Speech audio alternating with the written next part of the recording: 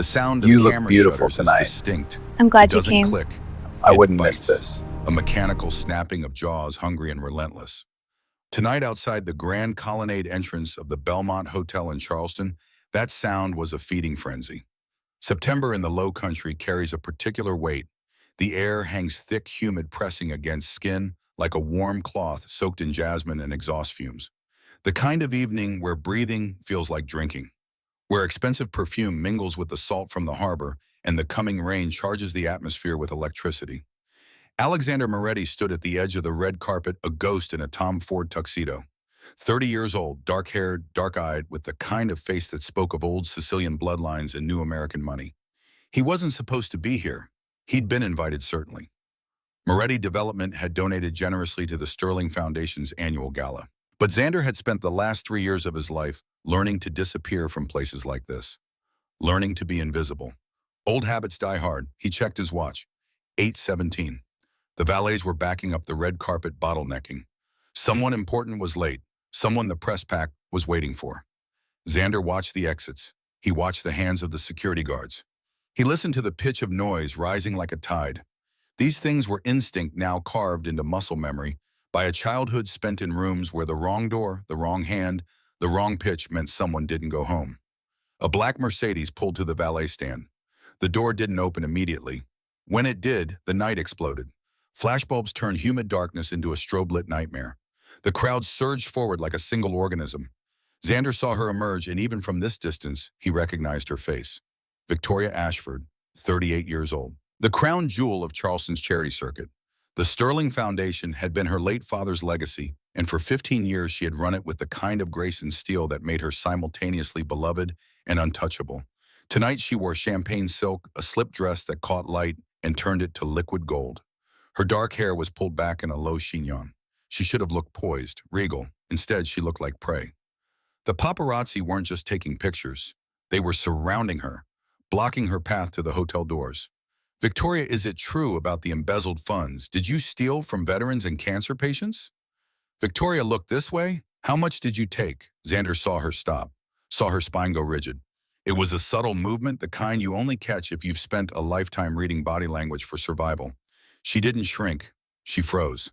Her hand went to her throat, fingers touching the thin strand of pearls there. A defensive gesture disguised as adjustment. A tell. A heavy-set photographer with a lens the size of a small cannon stepped directly into her personal space. He was shouting something about her dead father, about betrayal, about legacy turned to ash. The line between journalism and assault is defined by proximity and intent. He'd crossed it. Xander didn't run. Running causes panic, and panic spreads like fire in a crowd. Instead, he moved with fluid purpose, weaving through the gaps between bodies with a precision that felt like choreography. In another life, they'd called it the water flow. You don't push, you simply occupy the empty spaces until you are exactly where you need to be. He stepped between Victoria and the photographer. Didn't touch either of them. Just became a wall, a sudden immovable presence in gray wool and calm silence. That's enough. His voice wasn't loud. Xander had learned long ago that shouting meant you'd already lost. He spoke with flat, absolute certainty that dropped the temperature in the immediate radius by 10 degrees. The photographer blinked, startled by the obstruction. Who the hell are you? Xander held his gaze, held it until the animal part of the man's brain registered the threat assessment had changed, until he took one step back, then another. I'm the person telling you to step back. The words were quiet, final. Xander turned slightly, offering his shoulder as a visual shield for Victoria, but not looking at her yet. The valet stand is blocked. We're going to walk to the side entrance. Keep your eyes on my back. He didn't wait for permission. In a crisis, you don't ask, you direct. They moved. Xander carved a path using nothing but presence and the careful placement of his shoulders. The shouts followed them. Thief, liar, coward. But the physical pressure broke and they rounded the corner into a cobblestone alley lined with palmetto trees and Spanish moss. The noise of the street muffled. The adrenaline dump is a physical thing. Xander heard Victoria's breath hit sharp and ragged. Her heel caught on uneven stone and she stumbled. He stopped, turned, gave her space. They were far enough away now. The streetlights here were amber and old, casting everything in sepia tones like a photograph from another era. Victoria didn't sit at first. She pressed her back against the rough bark of a massive live oak palms, flat breathing through her nose like she was forcing order back into her body. When she lifted her face, the expression was complex, a smile that didn't reach her eyes. The kind of look that says, I'm still standing even if my legs are shaking. Then gravity won. She slid down the trunk until she was sitting on the curb, champagne silk pooling around her on dirty concrete. It was an ungraceful, desperate collapse that told Xander exactly how heavy the last 10 minutes had been. He sat down opposite her, keeping respectful distance, rested his forearms on his knees, looked at her properly for the first time. She was beautiful, yes. Dark eyes, elegant bone structure, the kind of face that belonged on old money and older portraits. But that wasn't what struck him. It was the exhaustion. It lived in the corners of her eyes, a deep bruising fatigue that no amount of concealer could hide. She looked like someone who'd been holding up a collapsing ceiling with bare hands for far too long. You're Alexander Moretti, she said. Her voice was steadier than he expected. The developer. I am. Did my board hire you? No. I was just thirsty. A sound escaped her, half laugh, half sob. She tilted her head back against the tree, looking up at the Spanish moss hanging like ghosts in the branches above. They're saying I stole it. 3.2 million from the endowment. Someone leaked internal memos this morning. It's a lie, of course, but the lie travels faster. Reputation spirals usually do, Xander said quietly. They feed on silence. She looked at him then. Really looked. Her eyes were dark, intelligent, and currently filled with something between terror and defiance. I'm not that kind of woman, she said. The words came out fierce. Desperate. I don't steal. I don't cheat. I've spent 20 years playing by every suffocating rule this city has. I built that foundation from $50,000 to $30 million in assets. I've never taken a dime that wasn't mine. Xander studied her. He looked at the way her hands were clenched in her lap, knuckles white against champagne silk. He looked at the set of her jaw, the way she held his gaze without flinching. He didn't see a thief. He saw a woman who'd been ambushed, hunted, cornered. She said, I'm not that kind of woman, Xander repeated, testing the weight of the words. She blinked. What? You just said it. You're trying to convince me. I have to convince everyone. No, you don't have to convince me. He leaned in just an inch, dropped his voice to that register he used when he needed someone to believe him more than they believed their own fear. Your eyes say otherwise, Victoria. You're not the kind of woman who stole the money. You're the kind of woman who's going to find out who did. The air between them shifted. It wasn't electricity.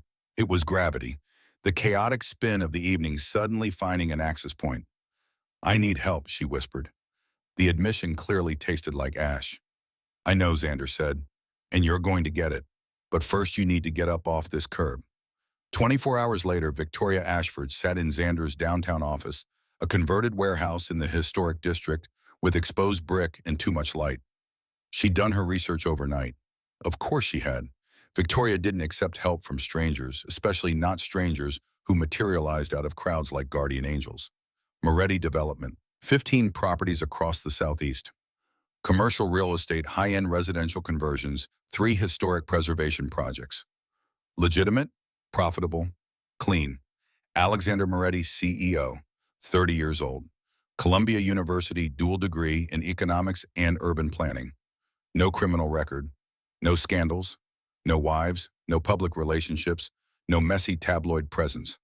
But Victoria had lived in Charleston long enough to know that the absence of information was information itself. So she dug deeper and found the other name, Giovanni Moretti, Xander's grandfather, 80 years old, retired. The word retired doing heavy lifting in that sentence because before retirement, Giovanni had been many things. Labor organizer, union boss, philanthropist. And if certain sealed court documents from the 70s and 80s were to be believed, something else entirely. The kind of man whose charitable donations were always accepted, whose handshake carried weight, whose name still opened doors and closed mouths. Victoria knew that name because her father had known that name. Judge Marcus Ashford had been a federal judge for 30 years, and 30 years ago he'd made a choice. A young Giovanni Moretti facing racketeering charges had walked into his courtroom. The evidence was thin, circumstantial. The prosecution's star witness had recanted. Her father could have thrown the book at him, could have made an example. Instead, he'd offered a deal, suspended sentence, community service, a chance. Giovanni had taken it, built an empire, legitimate or close enough, donated millions to schools, hospitals, community centers, became the kind of power broker who wielded influence without violence. Victoria's father had believed in second chances, had believed that sometimes the system could do more than punish. It could redeem. She wondered if Alexander Moretti knew that story, if he knew the debt his family owed hers. "You're thinking very hard," Xander said from the doorway. He'd changed out of the tuxedo into dark jeans and a white linen shirt, sleeves rolled to the elbows. More casual, but somehow the shift made him seem more dangerous, not less. Like he'd taken off a disguise. "I'm thinking," Victoria said carefully, "about why you helped me last night. Because you needed help. Men like you don't just appear at charity galas. Men like me," Xander repeated, a slight edge creeping into his voice. "What kind of man is that? The kind who knows how to move through a crowd like water. The kind who can make a 200-pound man back down with a look. The kind whose grandfather built an empire on second chances and old loyalties." Xander went very still. Then he crossed to the window, looked out at the street below.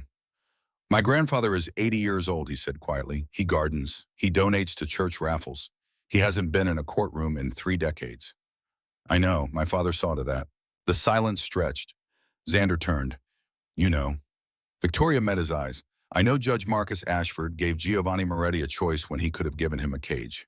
And I know Giovanni took that choice and built something honorable with it. So my question isn't why you were at the gala. My question is why you're here now in this office, talking to me instead of pretending last night never happened." Xander studied her for a long moment. Then he moved to his desk, pulled a business card from the drawer, and held it out. Victoria took it. The card was simple, elegant. Alexander Moretti, crisis management consultant. A phone number, nothing else. "Crisis management," she said. "I help people when the walls are closing in, when the normal channels fail, when reputation and reality stop matching and the gap becomes a weapon. And why would you help me? Because 30 years ago, your father gave my grandfather back his life." Xander's voice was low, steady. "Every building my family owns, every legitimate dollar we've made, every scholarship Giovanni's foundation funds, it all started with a courtroom on a Tuesday morning when your father chose mercy over vengeance." Victoria felt something tighten in her chest. "My father believed people could change. He was right. Giovanni spent 30 years proving him right." The words hung in the air. "So this is debt," Victoria said quietly. "Honor. It's a chance to return what was given, and maybe to prove that his faith wasn't misplaced in any of us." Victoria looked down at the card in her hand. Her thumb traced the embossed lettering. What would this arrangement entail? Full investigation. Digital forensics, financial audit, background checks on anyone with access to the foundation systems. "I have people who are very good at finding things others want to stay hidden. Legal people, retired people." Victoria's mouth twitched. "That's a diplomatic answer." "I've spent 3 years building a legitimate consulting firm," Xander said. "I don't break laws, but I know people who remember when different rules applied. They help me because they owe Giovanni, or because they want to. The methods are clean, the sources are unimpeachable. And what do you get out of this? The knowledge that a debt is paid, that your father's faith in second chances wasn't wasted.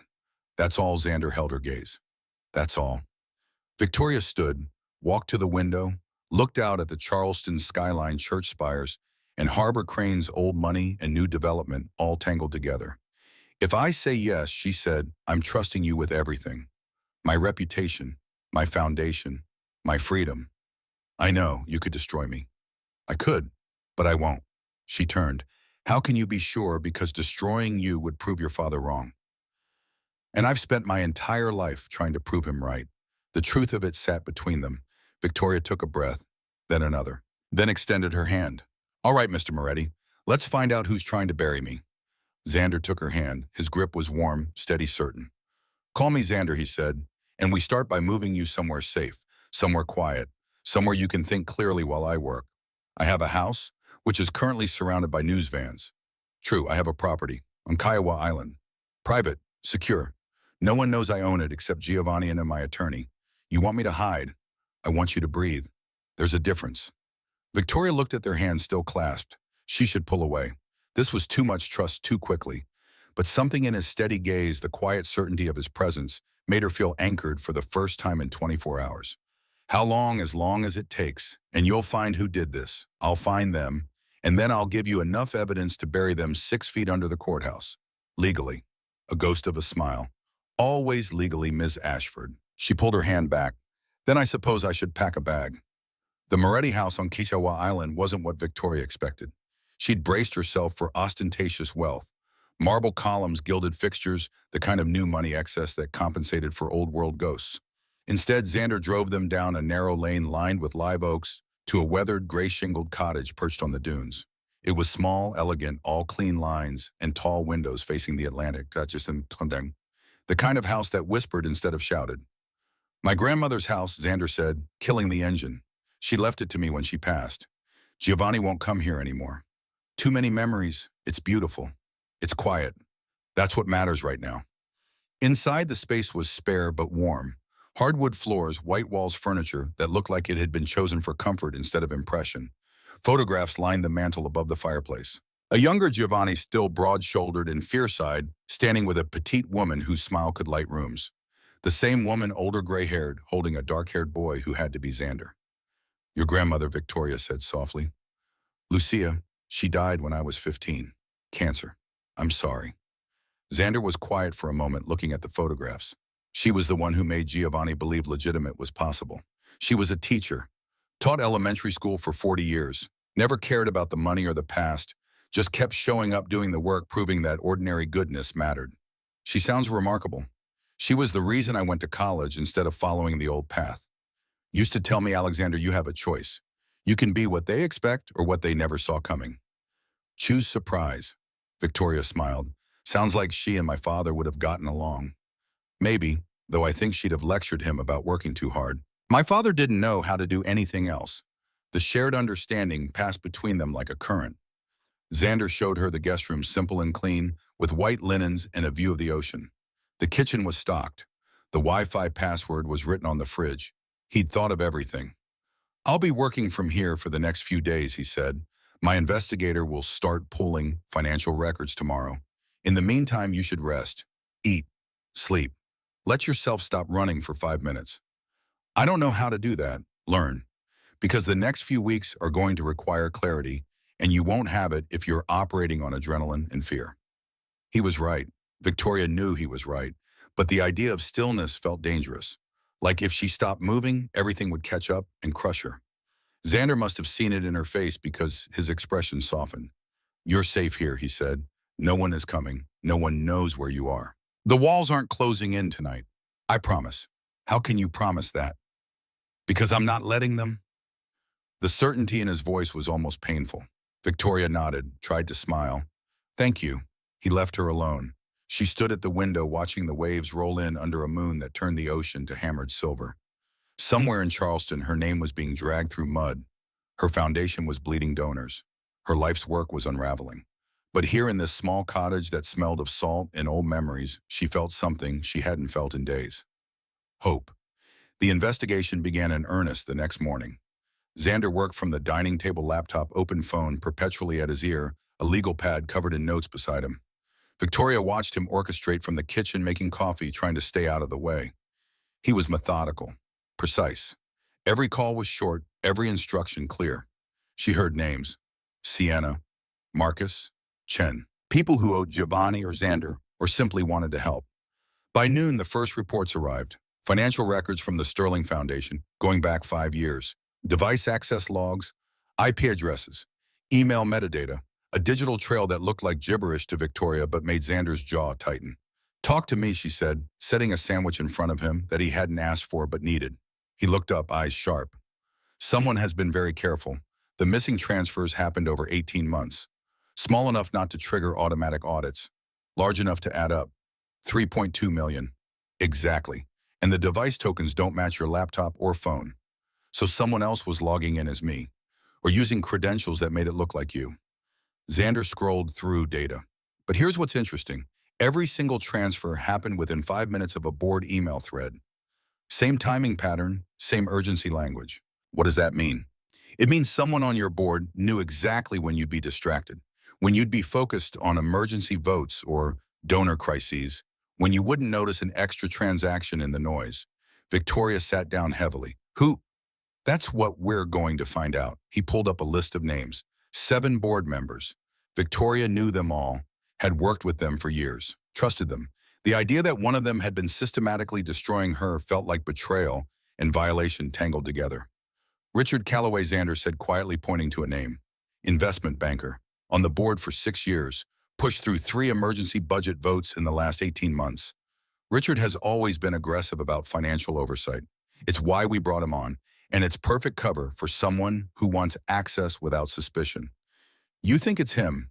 I think his name appears in the metadata more than anyone else's. I think he has motive, means, and opportunity. But I don't think yet. I know when I can prove it. Victoria stared at the name. Richard Calloway. Mid-50s, silver hair, expensive suits. Husband, father of 2 deacon at St. Philip's. He'd been at her husband's funeral. Had sent flowers on the anniversary of his death. If it's him, she said slowly, why would he do this? That, Xander said, is what I'm going to find out. The storm came on the 3rd night.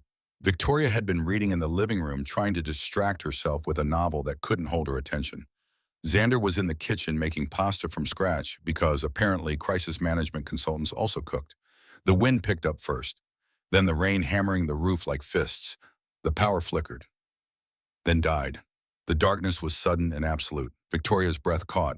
She stood disoriented, pulse spiking. Stay there, Xander's voice came from the kitchen, calm and steady. I have a flashlight. A beam of light cut through the dark. He appeared in the doorway holding a heavy maglite. Just a breaker, he said, moving toward her. Or a line down? Generator will kick in any second. It didn't. The silence was thick, broken only by wind and rain. Victoria felt the walls closing in the dark, pressing down like a physical weight. I hate this, she whispered. The dark, yes. Xander moved closer but stopped 3 feet away. The boundary. Always the boundary. It reminds you of something. It wasn't a question. Victoria wrapped her arms around herself. My husband died at night. Car accident on a back road with no streetlights.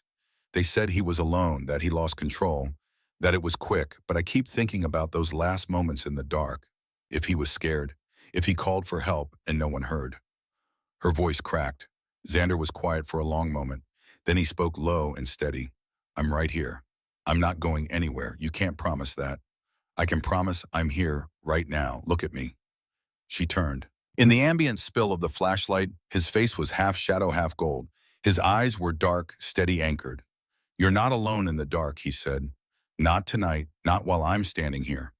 Victoria wanted to reach out, wanted to close the distance, wanted someone to hold the weight for just 5 minutes.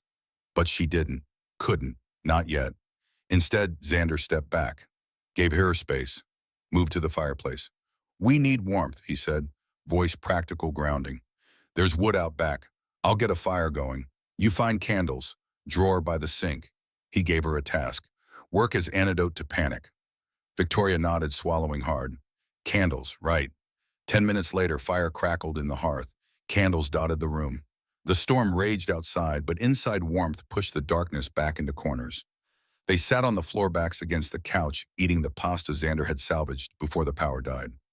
You're good at this, Victoria said, watching flames dance, managing chaos. Chaos is easy. It has patterns. People are harder. Do you have someone waiting for you when you come home from cases like this? No. Why not? Xander was quiet, staring into the fire. Because this work requires all of me. If I'm worrying about someone at home, I'm not focused on the person who needs help. And if I'm not focused, people get hurt.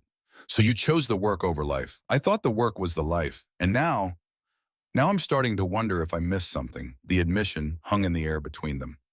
Victoria looked at his profile, firelight painting shadows in gold across strong features. This man who'd appeared out of nowhere, who carried debts of honor like shields, who sat in the dark with her and didn't try to fix what couldn't be fixed with words. My husband was a good man, she said softly. Safe, predictable. I married him because everyone said I should, because it made sense, because at 24 I thought love was supposed to be comfortable. Was it? No. She smiled sadly. It was lonely. But I told myself that was what marriage was, that passion was for romance novels, that I was being realistic. Do you regret it? I regret that I never asked myself what I actually wanted. I just did what was expected, what was safe, and now nothing is safe, and maybe that's not the worst thing. She looked at him. He was watching her expression, unreadable.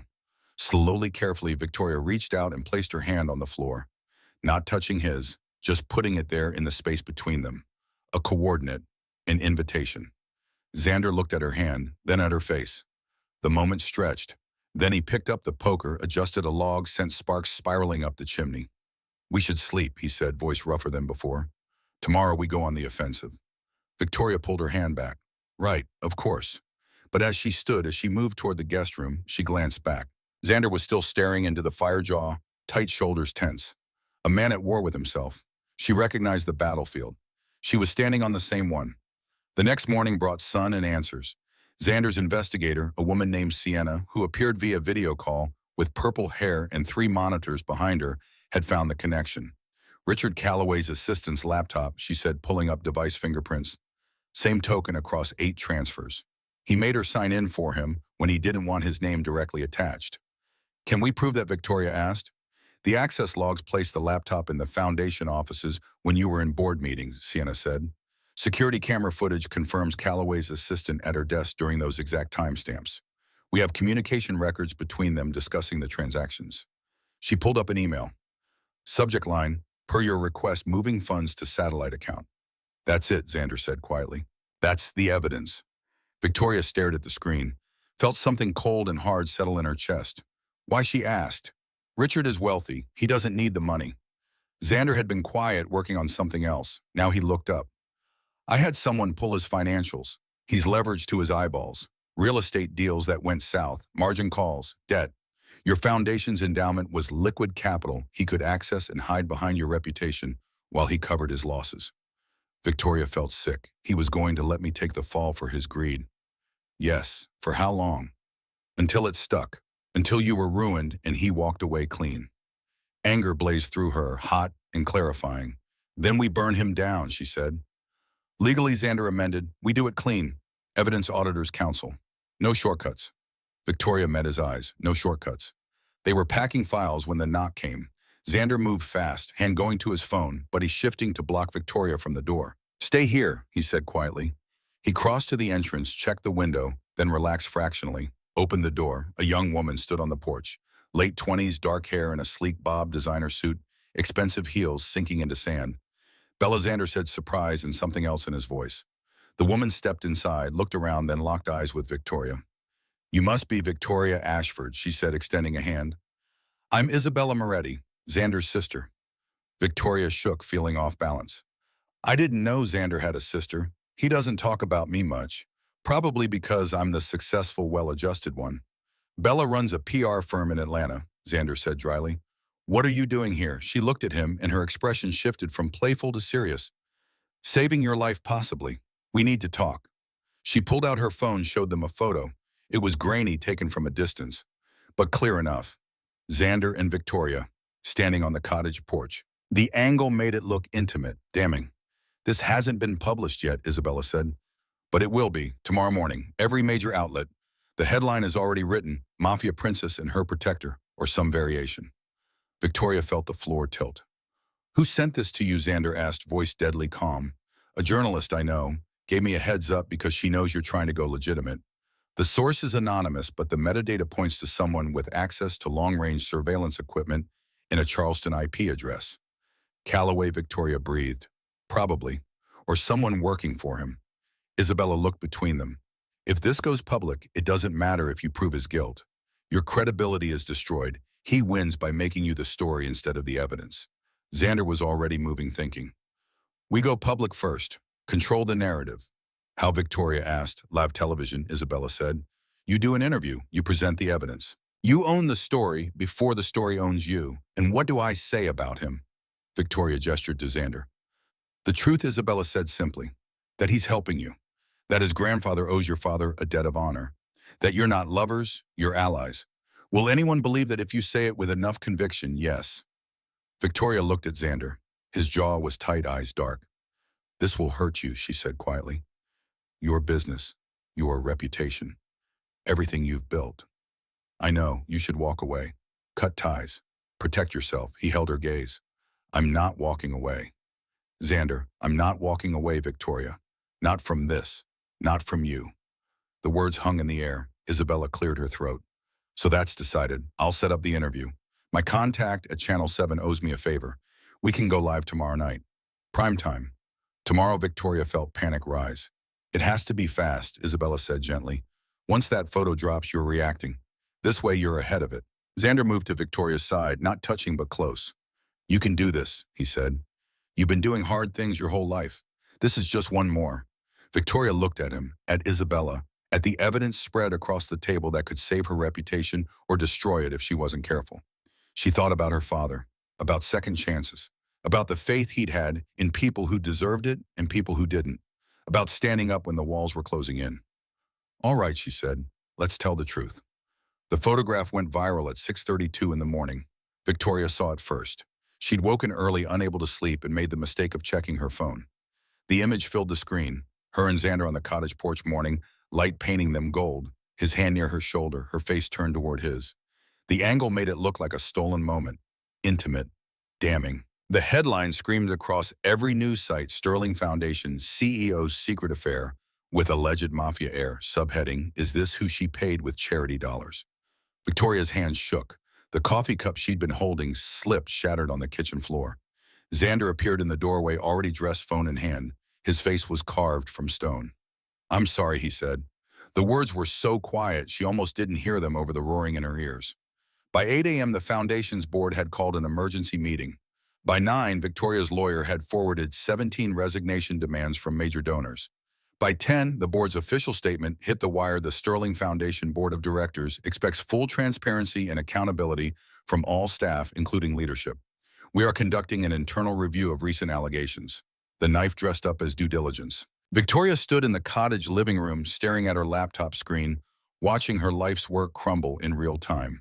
Her phone rang. Board chair, the screen read, Margaret Whitmore, 70 years old, Old Charleston money, sharp as cut glass. Victoria answered. Margaret's voice was clipped, professional, cold. Victoria, dear, we need to discuss your position. What position would that be? Margaret, as CEO of the Sterling Foundation. Given recent developments, the board feels it would be prudent for you to take a leave of absence while we investigate. A leave of absence. Victoria's voice was flat. That's code for resignation, isn't it? It's code for protecting the foundation's reputation. If the allegations are false, you'll be vindicated. But until then, your association with Mr. Moretti is creating an optics problem we cannot ignore. An optics problem. Victoria looked across the room. Xander was standing by the window, back rigid, hands shoved in his pockets, listening to every word. And if I refuse the leave of absence, then the board will have no choice but to call for a vote of no confidence. A pause. I don't want to do that, Victoria. But I have a fiduciary responsibility. To the foundation or to Richard Calloway. The silence on the other end was sharp as a blade. Excuse me, Richard has been pushing for my removal since the scandal broke. Quite aggressively from what I hear. Almost like he knew it was coming. Margaret's voice cooled another 10 degrees. That is a serious accusation. Yes, it is. And I have evidence to back it up. Evidence that will be made public very soon. So I suggest, Margaret, that you tell the board to hold that vote, because when the truth comes out, they're going to want to be on the right side of it. Victoria hung up. Her hands were shaking again, but this time with rage instead of fear. Xander turned from the window. That was bold. That was necessary. She set the phone down.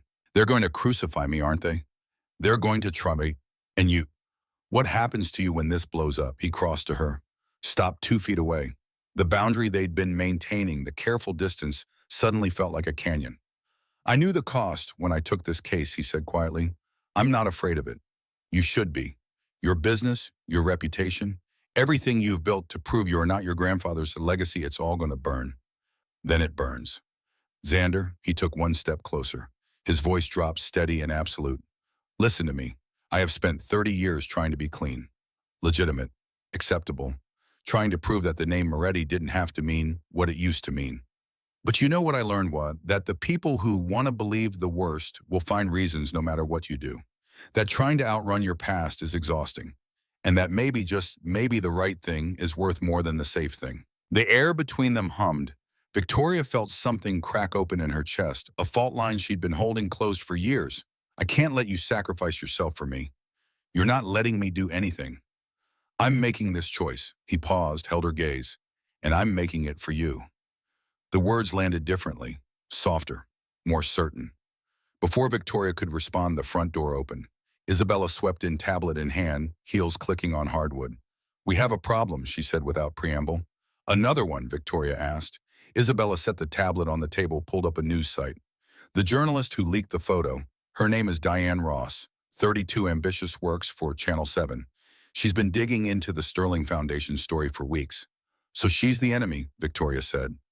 Isabella shook her head. I don't think so. I did some digging. Diane's been getting anonymous tips for the past month. Documents, emails, financial records. All pointing to you as the thief, Calloway Xander said. That's what I thought too. So I called in a favor, had someone trace the source of the tips. Guess whose personal email account they came from? Richard Calloway. Isabella smiled grimly. Bingo. Diane didn't know she was being played. She thought she was breaking a legitimate corruption story. When I showed her the evidence that Calloway was the actual embezzler, she went pale. What did she say? That she wants to help. She's willing to go on record, admit she was manipulated, and interview you live tomorrow night with full evidence disclosure. Victoria sank into a chair. This is it then. We're really doing this. We're really doing this, Isabella confirmed. I'll handle the production details. You two focus on the evidence package and the story you're going to tell. She left as quickly as she'd arrived. Victoria looked at Xander. Tomorrow night I have to stand in front of cameras and defend myself, defend you. Admit that I trusted the wrong people and nearly lost everything. Yes.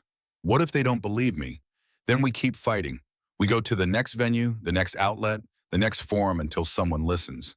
And if no one does, Xander sat down across from her, leaned forward, elbows on knees. Then we'll have tried, and you'll know you didn't go quietly. You'll know you fought back. Sometimes that's all we get. Victoria wanted to believe him, wanted to believe that truth mattered more than optics, that evidence could overcome narrative. But she'd lived in this world long enough to know better. That afternoon, a black town car pulled up to the cottage. Xander saw it first. Tensed, moved to the door before the visitor could knock. When he opened it, Victoria heard him exhale. Giovanni, an old man, stepped inside. 80 years old, but still broad-shouldered, still commanding. Silver hair, sharp eyes, a face that had seen everything and forgiven some of it. He wore a cardigan and slacks, looked like someone's grandfather. Was someone's nightmare once upon a time, Alexander Giovanni said. His voice was gravel and honey. We need to talk. Victoria stood uncertain. Should I? No, Xander said. Stay. He looked at his grandfather. Whatever you have to say, she should hear it. Giovanni's gaze shifted to Victoria, assessed her with the precision of a jeweler examining a stone. Miss Ashford, your father was a good man, fair, thank you. He gave me a second chance when he could have buried me. I've spent 30 years honoring that gift, I know. Do you? Giovanni moved into the room, slow and deliberate. Do you know what it cost him, the political capital he spent, the colleagues who called him soft, the prosecutors who never forgave him for letting me walk? Victoria met his eyes. My father believed in redemption. He paid that cost willingly. Perhaps. Giovanni sat in the armchair by the fireplace. And now my grandson is paying a cost for you. His reputation, his business, his future. The words landed like stones. Xander's jaw tightened. This isn't her fault, isn't it? Giovanni looked at Victoria. You came to him because you needed help, because you knew who we were and what we could do. You used that connection. Victoria felt heat rise in her face. I came to him because I had nowhere else to go, because the system failed me and I was desperate. Desperation makes us do foolish things. Is that what this is to you? Foolish. Giovanni was quiet for a long moment. Then he sighed. No, it's honorable. Reckless but honorable. He looked at Xander. But honor has a price, Alexander. And I'm not sure you've counted the case. I have. Have you? Because there's another way to handle this. The old way. Xander went very still. No. Richard Calloway is a problem. Problems can be solved. Not that way, not anymore. Giovanni's expression didn't change. He heard her. He's trying to destroy her. Men like that don't stop unless they're stopped. Victoria's blood ran cold. She understood what was being offered. She also understood what Xander was refusing.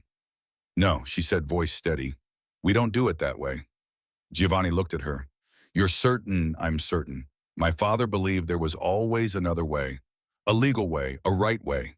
And I believe it too. Even when the legal way fails, especially then. Because if we become what we're fighting against, we've already lost. The silence stretched. Then Giovanni smiled. It was small, sad, but genuine. Your father would be proud, he said quietly. He stood, walked to Xander, placed a hand on his shoulder. You chose well, Alexander. Don't lose her. He left without another word. Victoria waited until the car pulled away before she spoke. What was that? That was my grandfather offering to kill Richard Calloway. She'd known. But hearing it said aloud still made her stomach turn. And you said no. Xander turned to face her. I've spent 3 years proving I'm not that person anymore. I'm not going back. Not even for this. Thank you. Don't thank me yet. We're fighting this with evidence and words, against a man who's already proven he'll burn everything down to save himself. There's always another way, Victoria said, echoing her own words. My father believed that. So do I. Xander looked at her for a long moment. Then he nodded. Then we'd better make sure that way works. They worked through the evening, refining the evidence package, rehearsing talking points, preparing for every angle Diane Ross might take. Isabella called twice with updates. The interview was confirmed. Primetime live broadcast. No delays, no edits. By 9 p.m., Victoria's eyes were burning from staring at financial spreadsheets. Her head ached. Her whole body felt like a clenched fist. Enough, Xander said, closing her laptop. You need to eat. I'm not hungry. You haven't eaten since breakfast. You need fuel. She wanted to argue, but he was right. She was running on fumes and adrenaline. He moved to the kitchen, started pulling ingredients from the refrigerator. Fresh fish, lemon herbs, white wine. Simple things. Victoria watched him work, watched the way his hands moved confident and precise, the way he fell into the rhythm of cooking like meditation. Where did you learn to do that, she asked. My grandmother used to say that a man who could feed himself could take care of anyone. She taught you well. He glanced over his shoulder. She taught me a lot of things, how to be patient, how to listen, how to choose surprise over expectation. Choose surprise, Victoria repeated. I like that. She lived it. Married a man everyone said was dangerous, saw something no one else did, and spent 40 years proving them wrong. Did she? He smiled small and genuine, every single day. They ate at the kitchen counter pan-seared fish with herbs and lemon-crusty bread, white wine that tasted like summer evenings. It was simple, quiet, normal. Victoria couldn't remember the last time anything had felt normal. Can I ask you something, she said. Always, why did you really take this case, the truth? Xander set down his fork. The debt of honor. That's real, but I also wanted to see if I could use everything I learned from that world and make it serve something good. Prove that the skills don't define the person. The choice does. And now I know, he looked at her. And I'm glad I made the choice I did, even though it's cost you, especially because of that. Because the things worth having usually cost more than we want to pay. And you, Victoria Ashford, are worth every bit of it. The words settled between them like a vow. Victoria felt tears prick her eyes. No one had said anything like that to her in years, maybe ever. I've been alone for so long, she whispered. I forgot what it felt like to have a partner.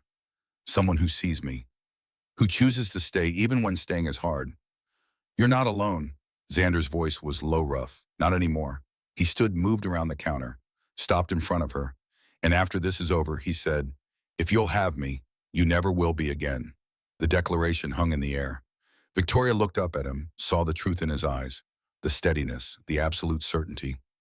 She stood. The space between them disappeared. When she kissed him, it wasn't desperate. It wasn't rushed. It was certain. A claim and a promise and a choice all at once. His hands came up to frame her face, gentle and reverent, like she was something precious he'd been afraid to touch. When they finally broke apart, both breathing hard, Victoria rested her forehead against his. I'm terrified, she admitted. I know. What if tomorrow doesn't work? What if we lose? Then we lose together. And we figure out what comes next. Together. The word wrapped around her like armor. Together, the discovery came at 2 a.m. Victoria couldn't sleep. Too much adrenaline, too many thoughts spinning. She'd gotten up, made tea, wandered into the living room where Xander had left his laptop open. The screen was still showing financial records. Calloway's transfers, IP logs, device tokens. But there was another file open underneath. One she hadn't seen before. Case file Thomas Ashford. Death investigation. Closed. Her husband's name. Victoria's hand trembled as she clicked it open. The report was standard. Single vehicle accident, wet roads, driver lost control, no signs of foul play. But attached to it was a separate document. A private investigator's report dated 3 months after Thomas's death, commissioned by someone whose name was redacted. The report detailed anomalies. Brake line wear that didn't match the car's service history. Tool marks consistent with tampering. A witness who saw another vehicle near the scene but was never interviewed by police. The conclusion: accident classification likely incorrect. Recommend further investigation. The recommendation had been ignored. Victoria's vision blurred. Her chest felt like it was caving in. Thomas hadn't died in an accident. He'd been killed. Footsteps behind her. Xander drawn by the light. Victoria. What's wrong? She couldn't speak, just pointed at the screen. Xander had read it. His expression went dark, dangerous. When did you get this? Sienna sent it 3 days ago. I was waiting to confirm before I showed you. Confirm what? That Richard Calloway ordered it. The words were a bomb. Victoria stood, stumbled back. No, that's not possible. Xander pulled up another file. Security footage from a parking garage. Date stamped 3 years and 2 weeks ago. The video showed Richard Calloway meeting with a man, money changing hands. Calloway pointing to a photograph. Thomas's photograph. 2 weeks later, Thomas was dead. Victoria felt the world tilt. Felt every assumption she'd built her grief on shatter. Why? She choked out. Why would he kill Thomas? Because Thomas was blocking him. Xander pulled up board meeting minutes from 3 years ago. Your husband voted against Calloway's proposal to restructure the foundation's investment portfolio. If that restructuring had gone through, Calloway would have had direct access to the endowment months earlier. So he killed him to get control of the foundation and to position himself as your advisor in your grief, to be the voice you trusted when you were vulnerable. Victoria's legs gave out. She sank onto the couch. All of it, the sympathy, the flowers, the offers to help manage things while she recovered. All of it had been manipulation, predation. I'm going to kill him, she heard herself say. No. Xander's voice was sharp. You're not. He murdered my husband, I know. And we're going to prove it. Legally. We're going to put him in a cage where he belongs. That's not enough. It has to be. Xander knelt in front of her, took her hands. Because if you go after him the other way, you become what he is. And I won't let that happen. Your father wouldn't let that happen. My father's not here, but I am, and I'm telling you there's another way. The right way. Victoria looked at him through tears. The right way got my husband killed. The wrong way gets you arrested or dead. And then Calloway wins everything. She knew he was right, hated that he was right. But the rage burning in her chest wanted blood, not justice. Xander must have seen it because his grip tightened. Turn it into fuel, he said. Turn it into determination. Walk into that studio tomorrow and destroy him with the truth. Make him face what he's done in front of the whole city. That's the revenge that lasts. Victoria closed her eyes. Breathed through the fury until it settled into something harder. Colder. Determination. When she opened her eyes, they were clear. All right, she said. We do it your way. But when this is over, when he's in prison, I want him to know it was me. I want him to see my face and know exactly who put him there. Xander nodded. That I can promise.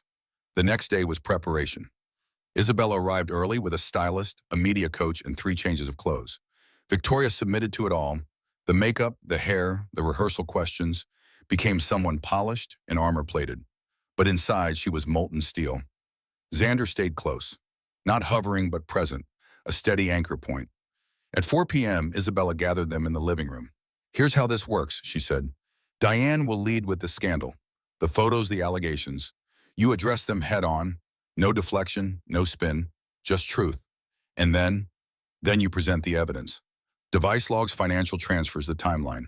You make it clear that Calloway is the thief, not you. And Xander, he sits beside you. Victoria looked at Xander. If you're comfortable with that, I wouldn't be anywhere else. Isabella nodded. Good, because solidarity matters. The story isn't just about exposing Calloway. It's about showing that you have nothing to hide, that you're not running from your choices. What about Thomas? Victoria asked quietly. Do I mention what we found? Not yet, Isabella said. That's a criminal investigation. If you go public now, you could compromise it. Let the authorities handle that piece first. Victoria hated it, but she understood. 6 p.m., Isabella said. Car picks you up at 5:30. Don't eat anything heavy. Stay hydrated. And Victoria, yes, you're going to be brilliant. They had 1 hour before they had to leave. Victoria stood on the cottage porch watching the sun sink toward the ocean. The light turned everything gold and amber, painted the waves in fire. Xander joined her. Didn't speak. Just stood beside her. I'm ready, Victoria said. I know. I'm going to destroy him. I know that too. She turned and looked at him. And after, when this is over and the dust settles, we figure out what comes next. He took her hand, laced their fingers together. Maybe we take a vacation, somewhere quiet, somewhere no one knows our names. That sounds perfect. Or maybe we stay here, build something new, the kind of life we choose instead of the one we inherited. Victoria smiled. I like that better. The sun touched the horizon, set the world ablaze. Whatever happens tonight, Xander said, I want you to know something. What I'm proud of you, of your strength, of your refusal to break even when everything conspired to shatter you.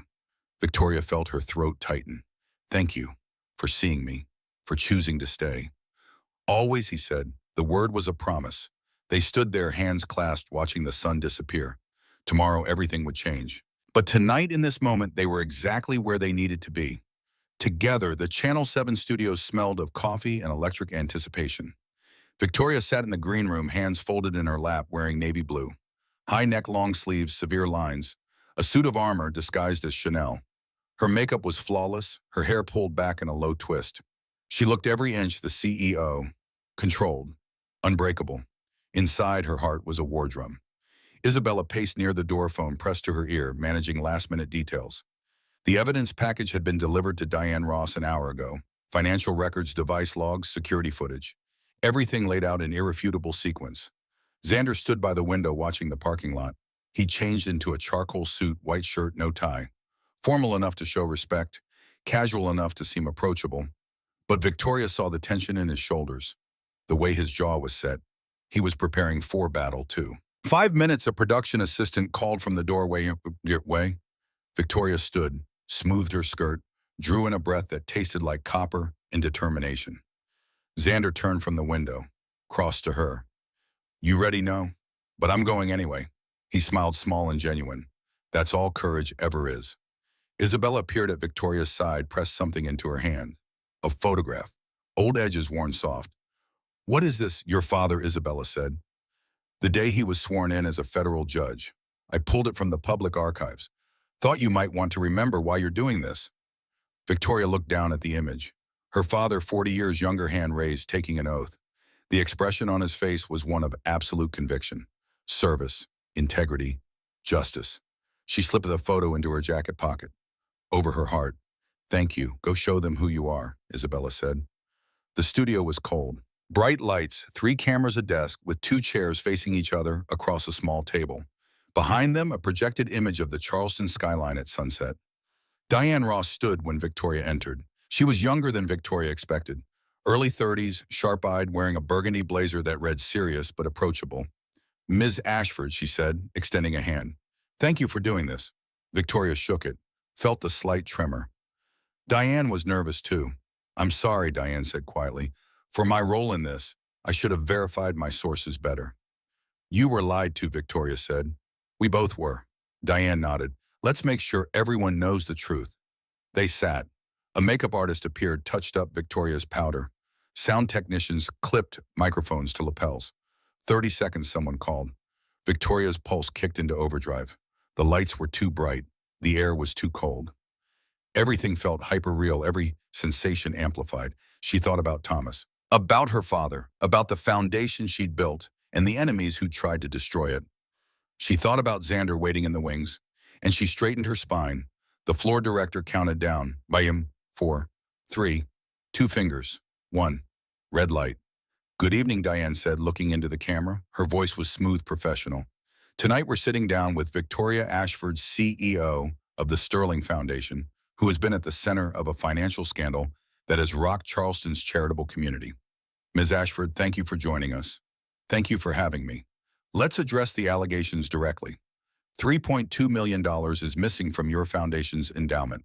The evidence suggests you transferred those funds to offshore accounts. Did you know? The word was simple. Absolute. Diane leaned forward. But there are device logs with your credentials, transfers initiated from your accounts. How do you explain that? Someone used my credentials without my knowledge. Someone who had access to the foundation's systems and knew exactly when I would be too distracted to notice. Who? Richard Calloway, a member of our board of directors. Victoria reached into her folder, pulled out the first document, slid it across the table.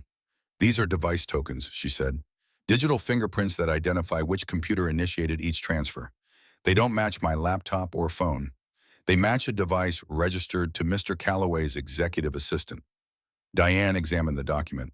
And you can prove this completely. Every transfer happened within 5 minutes of a board emergency vote. Votes that Mr. Calloway himself initiated. He created urgency, created chaos, and used that cover to move money while everyone was focused elsewhere. Why would he do this? Because he needed the money. Victoria pulled out another sheet. Financial records showing Calloway's over-leveraged real estate portfolio, failed investments, margin calls, debt spiraling out of control. He was using your foundation as his personal bank. He was using my reputation as cover. And when I got too close to discovering it, he leaked false allegations to destroy my credibility before I could expose him. Diane's expression hardened. That's a serious accusation. It's a provable fact. For the next 15 minutes, Victoria walked through the evidence. Methodical, clinical. Every question Diane asked, she answered with documentation. Bank records, communication logs, security footage timestamps. The case built itself piece by piece until the conclusion was inescapable. Then Diane shifted. There's another element to this story, she said. The photographs of you with Alexander Moretti, the son of a known organized crime figure. What is your relationship with him? Victoria had prepared for this, had rehearsed the answer a dozen times. But sitting under those lights, with the cameras watching, she found herself saying something different. Alexander Moretti is the man who saved me, she said, not just from a crowd of aggressive photographers, from believing I was alone, from thinking I had to face this nightmare without help. So he is your lover, he is my partner. And before you ask if I paid him with foundation money, the answer is no. He took this case as repayment for a debt of honor. 30 years ago, my father gave his grandfather a second chance. Alexander is returning that favor. A debt of honor, Diane repeated. Yes. Victoria met the camera's eye. My father was a federal judge who believed in redemption, who believed that people were more than their worst mistakes. Alexander's grandfather proved him right, built a legitimate empire, donated millions to charity, became a pillar of this community. And Alexander is trying to do the same, to be more than his family name, to use everything he learned from that world to help people instead of hurt them. The words hung in the air. Diane opened her mouth to ask another question. The studio door opened. Xander walked in. The cameras swiveled. The director made frantic hand signals. But Xander ignored all of it. He crossed the studio floor steady and certain and sat down in the empty chair beside Victoria. Diane blinked, thrown completely off script. Mr. Moretti, this is unexpected. I apologize for the interruption, Xander said. His voice was calm, measured. But there's something that needs to be said, and it needs to be said now. He looked at Victoria. She saw the question in his eyes. Is this okay? She nodded once. Xander turned to face the camera.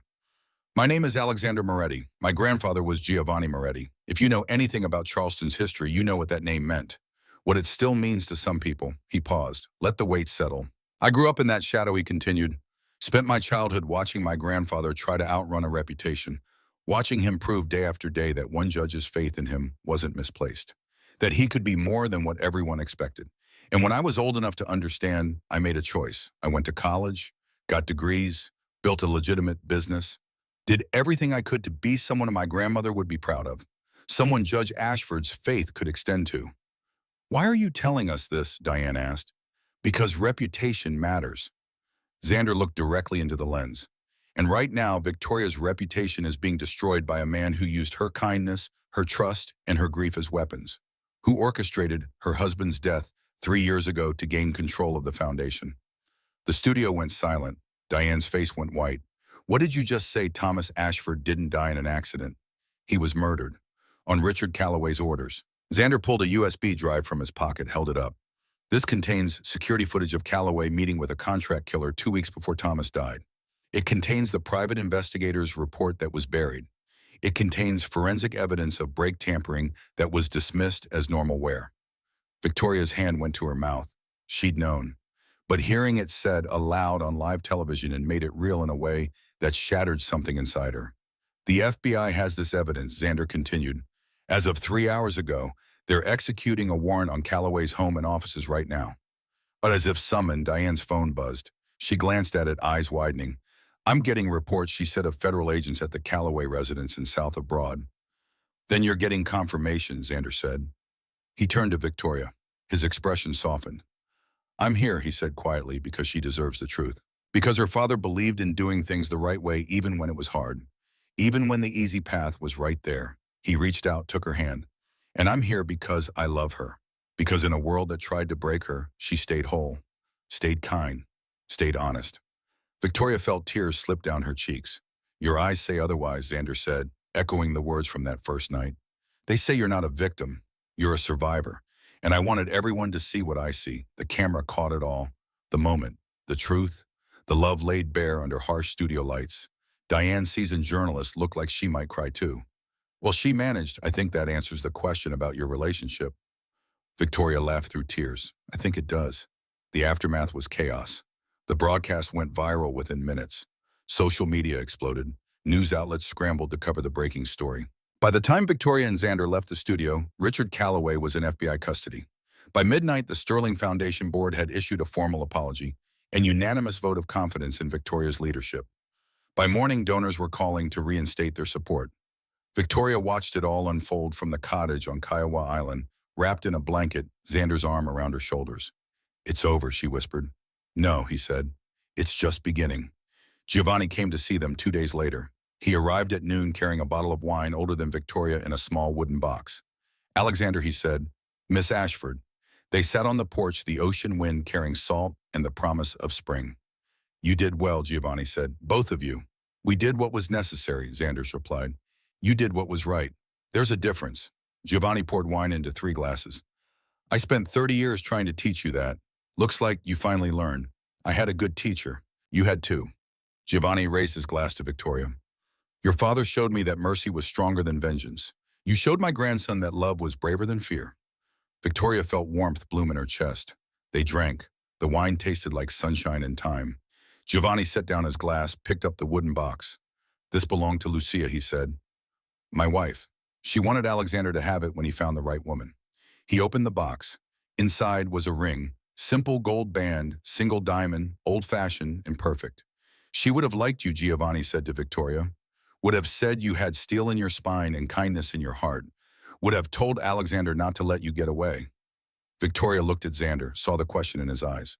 When you're both ready, Giovanni said, reading the room. There's no rush. You've earned the time to breathe. He closed the box, handed it to Xander. I'm proud of you, he said. Your grandmother would be too. Then he left them there with the ring and the ocean and the future spreading out like an open road. 6 months later, the Sterling Foundation held its annual gala. Same hotel, same ballroom, same chandeliers throwing fractured light across polished marble. But everything else was different. Victoria arrived in emerald silk, her hair loose around her shoulders. No armor tonight, no defensive postures, just confidence earned through fire. Xander walked beside her in a tuxedo, hand resting lightly at the small of her back. The cameras were there, of course, but the questions were different now. Ms. Ashford, how does it feel to be vindicated? It feels like justice. Mr. Moretti, what's next for you, whatever she needs? Are the rumors true about a merger? Victoria smiled. You'll have to wait for the announcement. They moved through the crowd. Board members approached with apologies and congratulations. Donors shook hands, pledged renewed support. The mayor himself appeared to offer formal commendation for Victoria's integrity and service. Margaret Whitmore, the board chair who demanded Victoria's resignation, approached with grace and humility. I owe you an apology, she said. I should have trusted you. Should have investigated before I condemned. You were protecting the foundation, Victoria said. I understand. Still, I'm sorry. Victoria accepted it, moved on. At 8 p.m., the ballroom quieted. Victoria took the stage. The lights dimmed. A spotlight found her. Good evening, she began.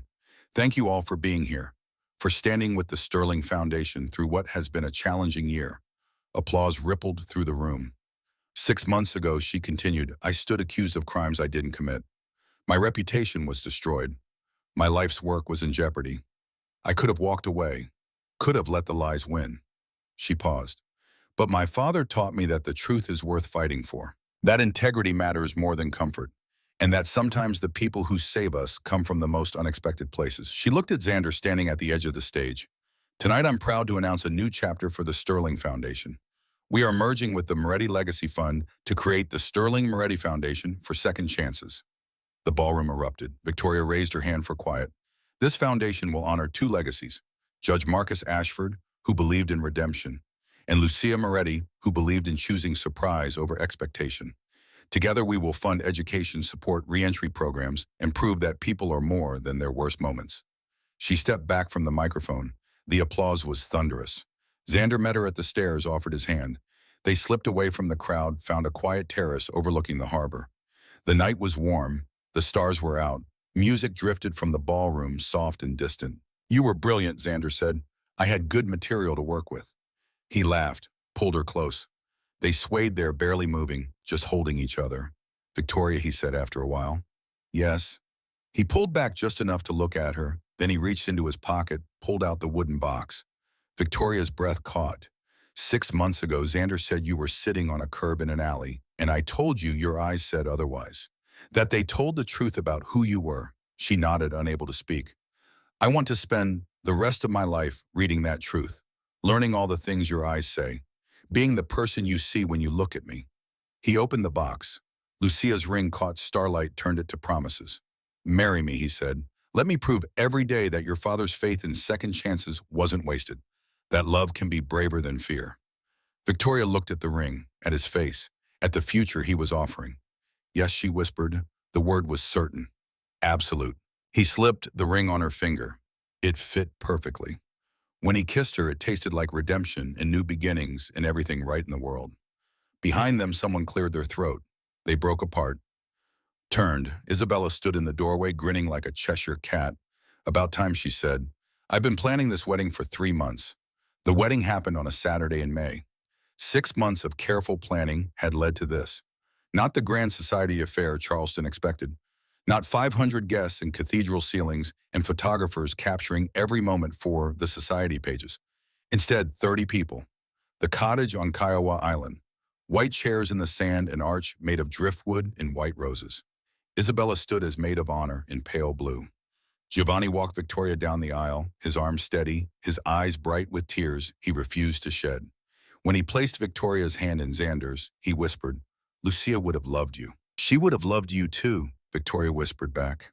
The ceremony was simple. Vows they'd written themselves, promises made without flourish or performance. "I promise to choose you," Victoria said every day. "Even when it's hard, especially when it's hard, I promise to see you," Xander said, "the way you deserve to be seen. With wonder and respect and absolute devotion." The minister pronounced them married. The kiss was soft, sweet, full of quiet joy. The reception happened on the porch. Lobster and champagne and laughter that echoed into the dunes. Giovanni made a toast to second chances and the people who give them. As the sun set, Victoria and Xander walked to the water's edge, still in wedding clothes, completely content. "Are you happy?" Xander asked. "I'm home," she said.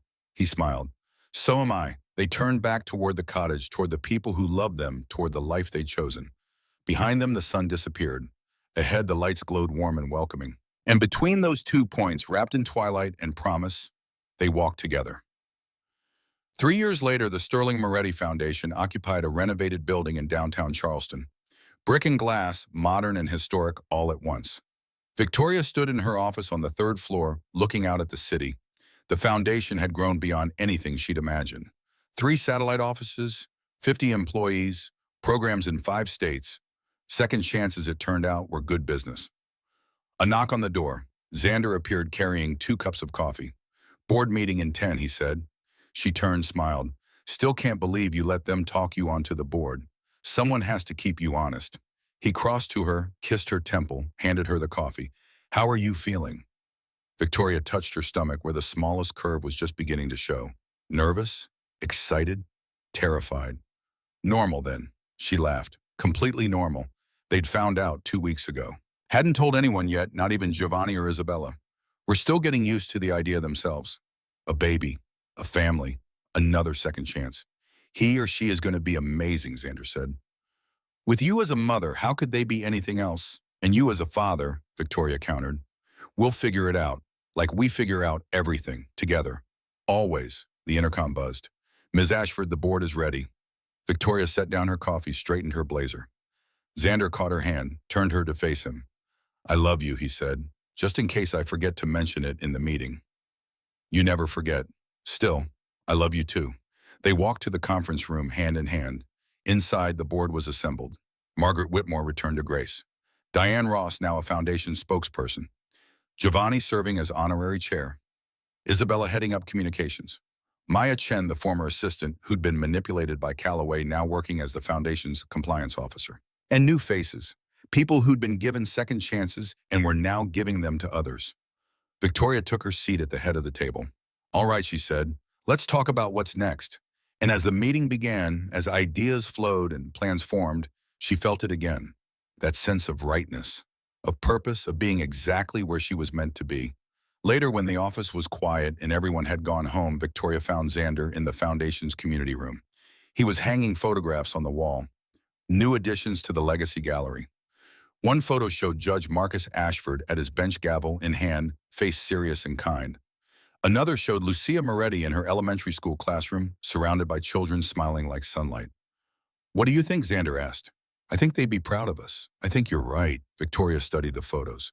Two people who'd believed in redemption, who'd proven that mercy was stronger than judgment, who'd changed lives by choosing hope over condemnation. Their legacies lived on, not in monuments or buildings, but in choices, in second chances given and received, in love that refused to be defined by fear. She felt Xander's arms circle her waist, his chin rest on her shoulder. Thank you, she whispered. For what? For seeing me, for staying, for proving that my eyes were right about you. Your eyes said otherwise, he reminded, her voice warm with memory. They said I was worth the risk. They were right, they usually are. She turned in his arms, looked up at him. The man who'd been a stranger in a crowd, who'd become her partner, her husband, her home. What do they say now? He asked softly. Victoria smiled. They say this is just the beginning, and it was.